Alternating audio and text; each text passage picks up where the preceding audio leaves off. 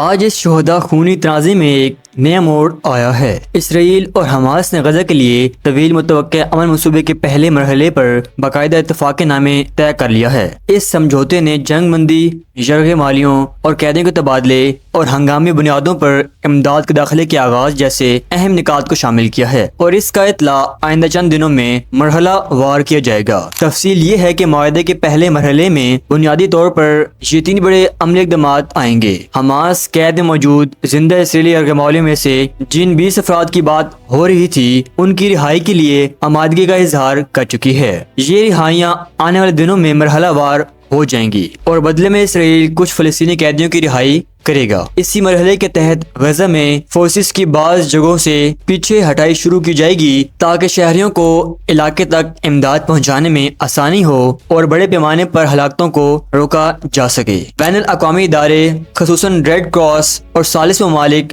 یعنی مصر، قطر اور امریکی نمائندے اس مرحلے کی نگرانی اور عمل درآمد میں کردار ادا کریں گے۔ یہ وہ مرحلہ ہے جسے طے کرتے ہوئے فریقین نے بنیادی اعتماد سازی کے اقدامات منظور کیے ہیں۔ فضائی بمباری میں کمی، گزرگاہوں کے ذریعے طبی اور غذائی امداد کا داخلہ اور قیدیوں اور لاشوں کے فہرست کا تبادلہ تاکہ اگلے مزید پیچیدہ مرحلوں کی راہ ہموار ہو۔ معاہدے کے مطابق اس پہلے مرحلے کا مقصد لڑائی کی فوری شدت کم کرنا اور انسانیت سوز صورتحال میں کچھ ریلیف پہنچانا ہے۔ اس کے بعد مذاکرات اگلے مراحل مثلاً طویل مدت فوجی انخلاء، غزہ کی نگرانی اور تعمیر نو اور سیاسی انتظامیہ کے طویل میعاد معاہدے کی طرف جائیں گے۔ اس سمجھوتے کے پس منظر میں ثالثی اور دباؤ کا بڑا کردار رہا۔ مصر اور قطر ثالثی کر رہے تھے اور امریکہ کے سیاسی مخالفت جسے صدر ٹرمپ نے مقامی طور پر تیز کیا، انہوں نے دباؤ بڑھایا کہ فریقین فوری نتائج دکھائیں۔ واشنگٹن کی خواہش تھی کہ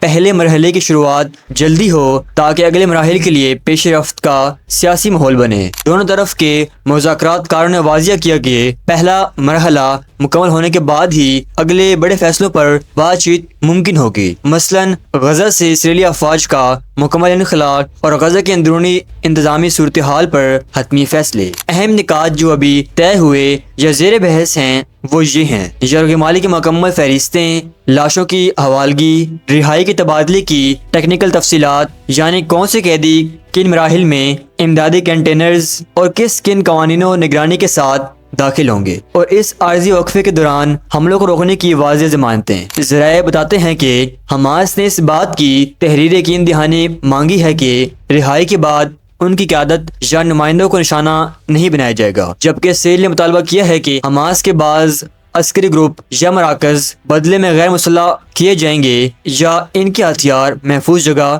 منتقل کیے جائیں گے۔ یہ تمام معاملات بعد کے مراحل میں تفصیلاً نپٹائے جائیں گے۔ عملی طور پر اب کیا ہوا؟ اتفاق رائے کے مطابق حماس چند روز کے اندر زندہ یرغمالیوں میں سے ایک ابتدائی گروپ کو رہا کرے گی جسے بین الاقوامی ثالثی ریڈ کراس کے حوالے کر کے قبل ازیں طے شدہ ملک یا کنٹرول پوائنٹس تک پہنچایا جائے گا۔ اسی دوران اسرائیل بعض جگہوں سے فوجی گاڑیوں اور بعض چوکیوں کو پیچھے ہٹانے کا عمل شروع کرے گا تاکہ شہری علاقوں میں امدادی رسائی ممکن ہو سکے۔ دونوں طرف یہ کہہ رہے ہیں کہ سمجھوتا مرحلہ وار اور ٹیسٹ کی بنیاد پر آگے بڑھے گا۔ اگر فریقین نے پہلے مرحلے میں طے شدہ شرائط کی پابندی کی تو اگلا مرحلہ شروع ہوگا، ورنہ معاہدہ منقطع ہو سکتا ہے۔ سپورٹنگ پس منظر اور خدشات: بہت سی حکومتی اور امدادی تنظیمیں خوش آئندہ قرار دے رہی ہیں کیونکہ یہ مرحلہ کم از کم فوری انسانی ریلیف کا راستہ کھولتا ہے، مگر شعوری طور پر تحفظات بھی ہیں۔ سابقہ مشاہدات بتاتے ہیں کہ وقتی جنگ بندیاں جب تک تحریری